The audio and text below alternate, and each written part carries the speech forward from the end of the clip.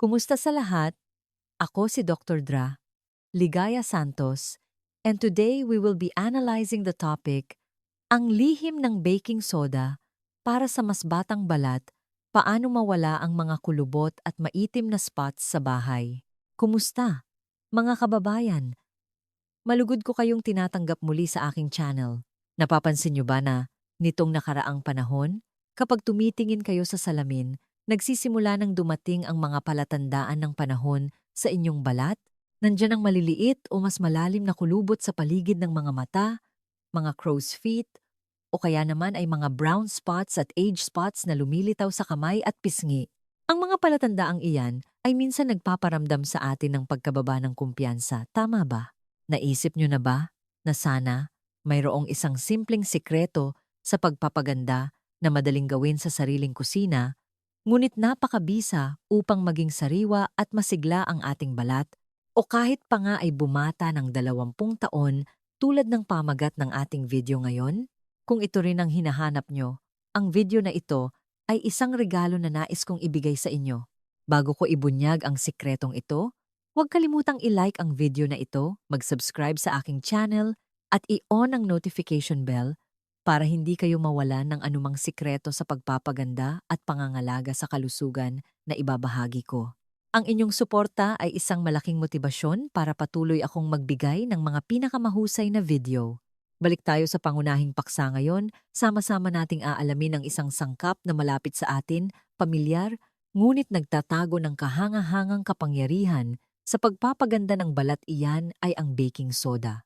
Ang baking soda ay hindi lamang sangkap sa pagbe-bake, kundi isa ring sikreto sa natural na pagpapaganda na kinagigiliwan ng marami. Sa video na ito, hindi lamang ako magbabahagi ng mga benepisyo ng baking soda, kundi bibigyan ko rin kayo ng mga detalyadong formula para magamit ang baking soda sa pagpapaganda ng balat sa bahay upang maalis ang mga kulubot at mapaputi ang mga maitim na spots. Mas mahalaga, magbabahagi rin ako ng mga payo at kinakailangang medikal na paalala upang magamit ninyo ang baking soda ng ligtas at epektibo at maiwasan ang anumang hindi kanais-nais na panganib. Ngayon, nang hindi na kayo patagalin pa, ipapakita ko sa inyo ang mga simple at madaling gawin na formula sa pagpapaganda gamit ang baking soda na magbibigay ng kamangha-manghang resulta. Tingnan nyo ng mabuti. Bahagi 1. Tatlong formula. Gamit ang baking soda para mawala ang mga kulubot at age spots. Formula 1. Maskara ng baking soda at pulot-pukyutan. Banayad na exfoliation, moisturizing, at antibacterial. Ang unang formula ay ang kombinasyon ng baking soda at pulot-pukyutan. Ang pulot-pukyutan ay isang mahusay na natural na moisturizer, mayaman sa antioxidants at may antibacterial at anti-inflammatory properties na nakakatulong upang pakalmahin at protektahan ang balat. Ang kombinasyong ito ay nakakatulong upang mabawasan ang epekto ng baking soda sa pH ng balat at pinapalakas ang kakayahang mag-moisturize. Mga sangkap: baking soda, 1,002 kutsarita. Huwag na huwag gumamit ng higit pa. Purong pulot-pukyutan, 1 kutsarita. Paano gawin? Paghalo ng pinaghalong. Ilagay ang baking soda at pulot-pukyutan sa isang malinis na mangkok. Haluin ng mabuti hanggang sa maging makinis na pasta. Paglinis ng balat. Hugasan ng mabuti ang mukha gamit ang maligamgam na tubig at banayad na panlinis. Pagkatapos, dahan-dahang patuyuin, pagpahid at banayad na masahe. Ipahid ng pantay ang pinaghalong sa buong mukha at leeg. Iwasan ang sensitibong bahagi ng mata at labi. Gamitin ang dulo ng mga daliri upang banayad na imasahe sa pabilog na galaw sa loob ng 30 segundo hanggang 1 minuto. Huwag na huwag kusutin ng malakas o imasahe ng matagal. Pagtuunan ng pansin ang mga tuyong bahagi ng balat o mga bahaging may brown spots. Hayaan sa balat. Hayaan ang pinaghalong sa balat sa loob ng 5 hanggang 7 minuto. Maaaring paikliin ang oras na ito kung nakakaramdam kayo ng paghapdi o discomfort.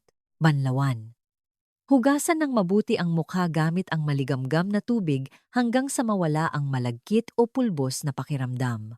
Pagkatapos, banayad na ipatak ang malamig na tubig upang sumikip ang mga pores. Agad na mag-moisturize. Pagkatapos patuyuin ang balat, agad na ipahid ang paborito ninyong moisturizer upang magbigay ng hydration at ibalik ang protektadong barrier ng balat. Dalas ng paggamit. Isang beses lang sa isang linggo o isang beses sa 2 linggo, depende sa uri ng balat at pagiging sensitibo. Huwag abusuhin. Dagdag na payo. Dekalidad na pulot-pukyutan. Palaging gumamit ng purong pulot-pukyutan upang masiguro ang bisa at maiwasan ang iritasyon. Banayad na masahe. Napakahalaga nito upang maiwasan ang pagkagasgas at pinsala sa balat. Obserbahan ang reaksyon ng balat. Kung nakakaramdam kayo ng anumang discomfort, agad na banlawan. Formula 2, maskara ng baking soda at katas ng kalamansi, nagpapaputi ng balat, nagpapaputi ng maitim na spots, kailangan ng labis na pag-iingat.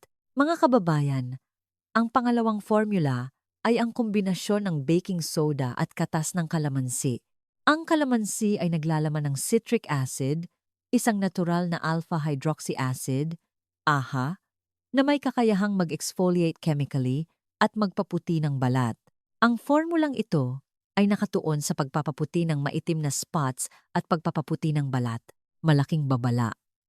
Ang formulang ito ay may kombinasyon ng acidic at alkaline na maaaring magdulot ng matinding reaksyon sa balat kung hindi gagamitin ng tama. Panoorin ng mabuti ang aking mga tagubilin at sundin ng eksakto. Ang formulang ito ay para lamang sa mga bahagi ng balat na may matitigas na maitim na spots at hindi para sa sensitibong balat ng mukha, tuyong balat o nasirang balat. Mag-ingat ng labis. Mga sangkap. Baking soda. 1 kutsarita. Huwag na huwag gumamit ng higit pa. Sariwang katas ng kalamansi, 5 kutsarita. Optional.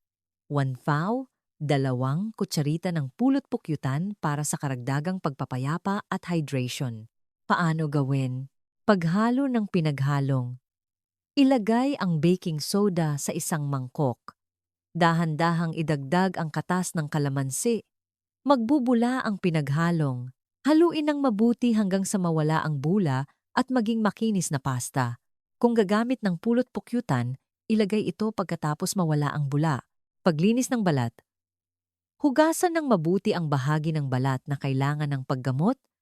Halimbawa, likod ng kamay na may age spots o hindi sensitibong bahagi ng mukha na may brown spots, ngunit iwasan ang mata, labi, at sensitibong balat ng mukha. Dahan-dahang patuyuin. Banayad na. Pagpahid. Idampi lamang ang pinaghalong direkta sa mga brown spots o ipahid ng manipis na layer sa madilim na bahagi ng balat. Huwag ipahid sa buong mukha kung sensitibo ang balat ninyo o kung hindi pa kayo sanay. Hayaan sa balat. Hayaan ang pinaghalong sa balat sa loob ng 3 hanggang 5 minuto. Huwag na huwag hayaan ng matagal. Normal ang bahagyang paghapdi, ngunit kung nakakaramdam kayo ng matinding kirot, pangangati, o labis na pamumula, agad na banlawan. Banlawan. Hugasan ng mabuti gamit ang maligamgam na tubig. Pagkatapos, banayad na ipatak ang malamig na tubig upang sumikip ang mga pores.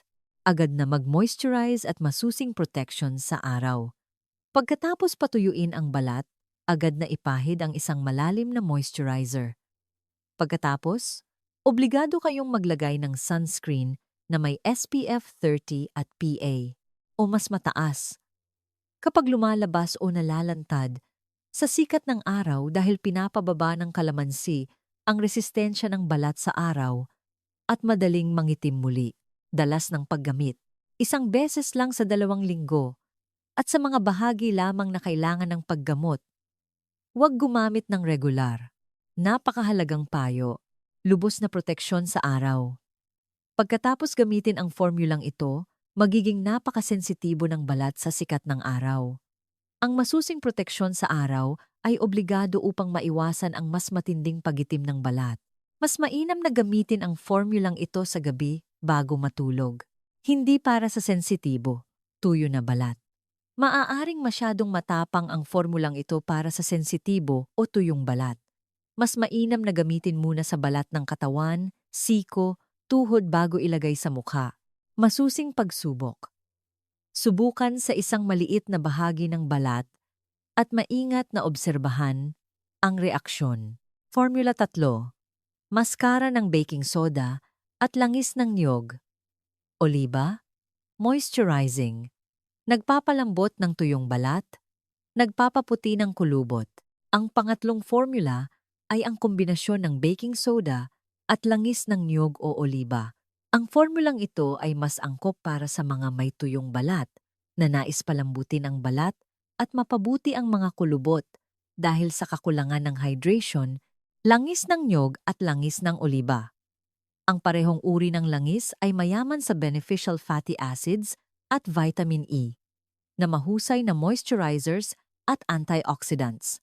Nakakatulong ang mga ito na alagaan ang balat, palambutin ang tuyong balat. Nakakatulong din ang langis na pakalmahin at bawasan ang posibleng iritasyon mula sa baking soda. Mga sangkap: baking soda, 1,002 kutsarita. Huwag na huwag gumamit ng higit pa. Purong cold-pressed langis ng niyog o extra virgin langis ng oliba. 1 kutsarita. Paano gawin? Paghalo ng pinaghalong. Ilagay ang baking soda at langis ng niyog, oliba sa isang malinis na mangkok. Haluin ng mabuti hanggang sa maging makinis na pasta. Paglinis ng balat. Hugasan ng mabuti ang mukha gamit ang maligamgam na tubig at banayad na panlinis. Pagkatapos, dahan-dahang patuyuin, pagpahid at masahe. Ipahid ng pantay ang pinaghalong sa buong mukha at leeg. Iwasan ang sensitibong bahagi ng mata at labi. Gamitin ang dulo ng mga daliri upang banayad na imasahe sa pabilog na galaw sa loob ng 30 segundo hanggang 1 minuto. Pagtuunan ng pansin ang mga tuyong bahagi ng balat na may kulubot. Hayaan sa balat. Hayaan ang pinaghalong sa balat sa loob ng 5 hanggang 7 minuto. Banlawan. Hugasan ng mabuti gamit ang maligamgam na tubig hanggang sa mawala ang malagkit o pulbos na pakiramdam. Maaari kayong gumamit ng banayad na panlinis upang ganap na linisin ang labis na langis. Pagkatapos, banayad na ipatak ang malamig na tubig upang sumikip ang mga pores. Mag-moisturize. Pagkatapos, patuyuin ang balat. Ipagpatuloy ang inyong karaniwang skincare routine. Dalas ng paggamit. 1 beses lang sa 1 linggo o 1 beses sa 2 linggo. Depende sa uri ng balat at pagiging sensitibo. Dagdag na payo, pumili ng dekalidad na langis. Gumamit ng purong cold-pressed langis ng niyog o extra virgin langis ng oliba upang masiguro ang mga nutrients at kaligtasan. Banayad na masahe. Iwasan ang pagkagasgas ng balat. Masusing banlaw. Siguraduhin na walang natitirang labis na langis na maaaring magbara sa pores, lalo na kung mayroon kayong combination na balat na may tendensyang maging mamantika. Bahagi 2. Ang pinakamahalagang payo sa pagpapaganda. Gamit ang baking soda. Minamahal kong mga kababayan, matapos nating matutunan ang 3 formula gamit ang baking soda, nais kong bigyang diin muli ang mga mahahalagang payo at paalala upang magamit ninyo ang baking soda ng ligtas at makakuha ng pinakamahusay na resulta, gayon din ang iba pang mga salik para sa matagalang pagpapabata ng balat. 1. Unawain ang inyong balat. Ito ay napakahalaga. Ang baking soda ay hindi para sa lahat. Huwag gumamit ng baking soda kung mayroon kayo ng mga sumusunod. Sensitibong balat, madaling mag-react, madaling mamula, mangati, o mahapde, tuyong balat, nagbabalat. Maaaring palalain ng baking soda ang pagkatuyo ng balat, matinding namamaga na acne, cystic acne, bukas na sugat, Maaaring magdulot ng impeksyon at palalain ang kondisyon ng acne, rosacea, eczema, psoriasis, o iba pang sakit sa balat. Iwasan ng lubusan kung mayroon kayong normal o combination na balat na may tendensyang maging mamantika at nais subukan.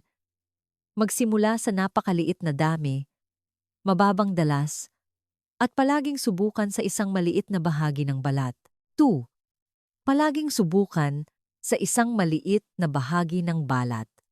Hindi ko sapat na mabigyang diin ang kahalagahan ng hakbang na ito. Kahit na sa tingin nyo ay hindi kayo allergic, maaari pa ring magdulot ng iritasyon ang baking soda. Sundin ng eksakto ang mga tagubilin na ibinigay ko sa simula ng bahagi ng formula. 3. Limitadong dalas ng paggamit at dami. Ito ang salik na nagpapasya sa kaligtasan. Huwag na huwag gumamit ng baking soda araw-araw o ng masyadong madalas. Isang beses lang sa isang linggo o isang beses sa 2 linggo para sa mga maskara na nag-exfoliate. Huwag na huwag gumamit ng purong baking soda o mataas na konsentrasyon direkta sa mukha. Palaging ihalo sa mga sangkap na nakakapagpakalma o acidic upang balansehin. Gumamit ng napakaliit na dami. 1 o 2 kutsarita lang ang sapat para sa isang paggamit sa mukha. 4. Obligadong lubos na proteksyon sa araw. Anumang paraan ng exfoliation, chemical man o pisikal, ay nagpapaging mas sensitibo ng balat sa sikat ng araw. Kapag natanggal ang patay na balat, pansamantalang humihina ang protektadong barrier ng balat na mas madaling masira ng UV rays. Pagkatapos gumamit ng baking soda, obligado kayong maglagay ng sunscreen na may SPF 30 at PA. O mas mataas sa tuwing lalabas kayo. Kahit maulap, mag-reapply pagkatapos ng bawat 2 hanggang 3 oras kung aktibo kayo sa labas. Gamitin din ang sombrero, jacket, at salamin. Kung hindi kayo magiging maingat sa proteksyon sa araw, maaaring mas matinding mangitim ang balat, maging mas matingkad ang mga brown spots, at mas mabilis ang proseso ng pagtanda. 5. Malalim na moisturizing. Pagkatapos gamitin, maaaring patuyuin ng baking soda ang balat. Pagkatapos banlawan ang baking soda mask, agad na ipahid ang paborito ninyong moisturizer upang muling magbigay ng hydration, pakalmahin ang balat, at makatulong na ibalik ang protektadong barrier ng balat. 6.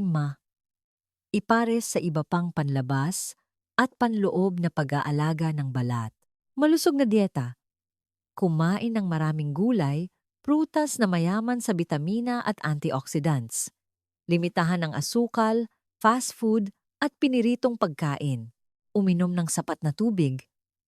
Nakakatulong ito upang manatiling hydrated ang balat at mag-detoxify. Sapat na tulog. Ito ang oras para sa paggaling at pagbabago ng balat. Bawasan ang stress. Ang stress ay isang salik na nagpapabilis ng pagtanda. Gumamit ng tamang produkto sa pag-aalaga ng balat.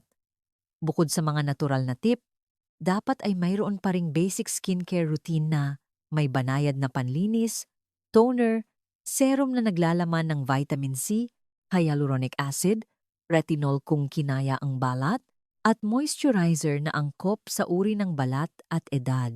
Ang pagpapaganda gamit ang baking soda ay maaring magbigay ng tiyak na epekto kung gagamitin ng tama at maingat.